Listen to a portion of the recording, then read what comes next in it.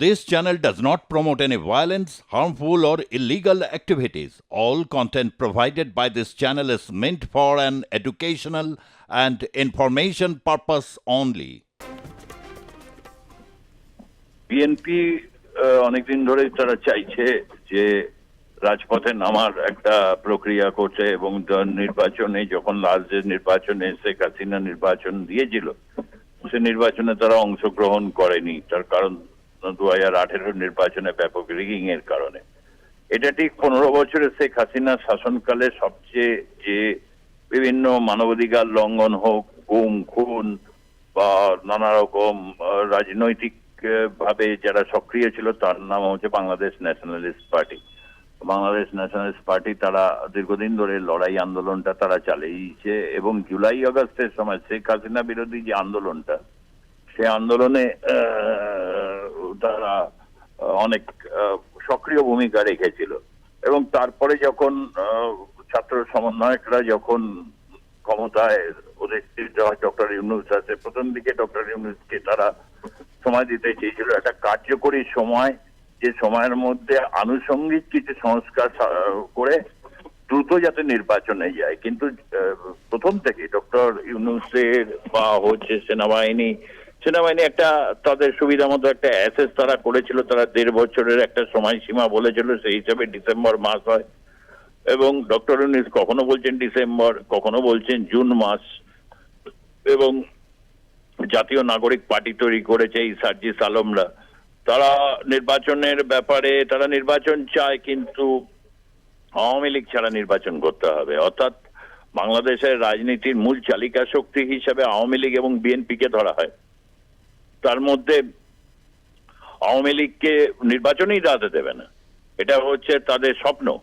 আর অন্যদিকে বিএনপিকে নির্বাচনে দাঁড়াবে, কিন্তু বিএনপির বিরুদ্ধে রাজনৈতিক আক্রমণটা তারা করছে। যে কারণে মির্জা ফখরুল আলমগীর এই কথাটা বলেছে যে যদি কোনো আমরা দেখি যে ছল বল এসব তৈরি হচ্ছে তাহলে কিন্তু তারা নির্বাচনে যাওয়ার প্রাককালে তারা রাজপথের আন্দোলনে নামবে।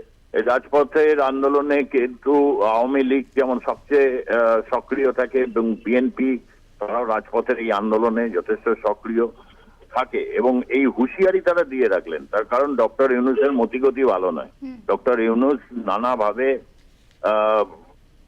তাহলে তিনি তাল ঠুকছেন যেভাবে আর কি ক্ষমতাটাকে যদি দীর্ঘায়িত করা যায়।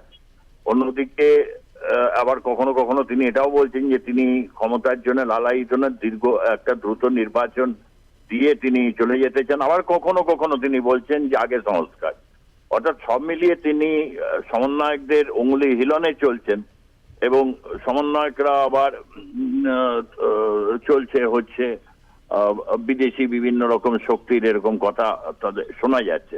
অর্থাৎ সব মিলিয়ে বিএনপি এখন তাকে ব্যাটনটা ধরতে হবে। বিএনপি এখন তার কারণ আওয়ামী লীগের রাজনৈতিকভাবে আওয়ামী লীগের যা ক্ষয়ক্ষতি হয়েছে সেই ক্ষয়ক্ষতিকে মিটিয়ে পুনরুদ্ধার করার মতো জায়গায় তারা এখন কতটা আছে সেটা অবশ্য সময় তারা নির্ধারিত হবে।